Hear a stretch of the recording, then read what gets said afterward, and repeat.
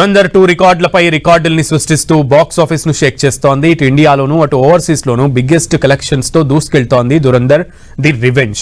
ఇప్పుడు నార్త్ అమెరికాలో అత్యధిక కలెక్షన్స్ సాధించిన భారతీయ చిత్రంగా దురంధర్ 2 రికార్డుల్లో నిలిచింది.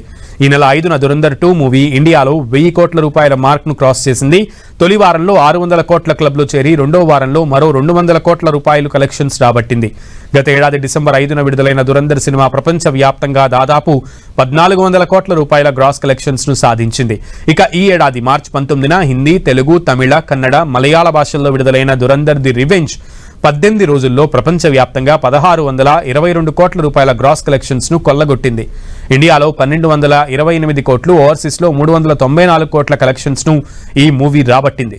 నార్త్ అమెరికాలో 3 వారాల్లో బాహుబలి 2 వసూళ్లను దురంధర్ 2 మూవీ అధిగమించడం విశేషం. అక్కడ అత్యధిక కలెక్షన్లు సాధించిన తొలి ఇండియన్ సినిమాగా ఇది నిలిచింది. ఇక జర్మనీ బాక్సాఫీస్ వద్ద కూడా ఈ సినిమా 1 మిలియన్ యూరోలు సాధించి సత్తా చాటింది.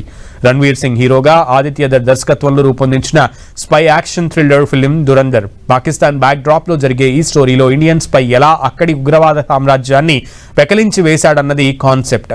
సెకండ్ పార్ట్ లో మాధవన్, అర్జున్ రాంపాల్, సంజయ్ దత్, సారా అర్జున్ ప్రధాన పాత్రల్లో నటించిన ఈ మూవీ 2 పార్టులుగా విడుదలై వరల్డ్ వైడ్ సంచలనం సృష్టించింది.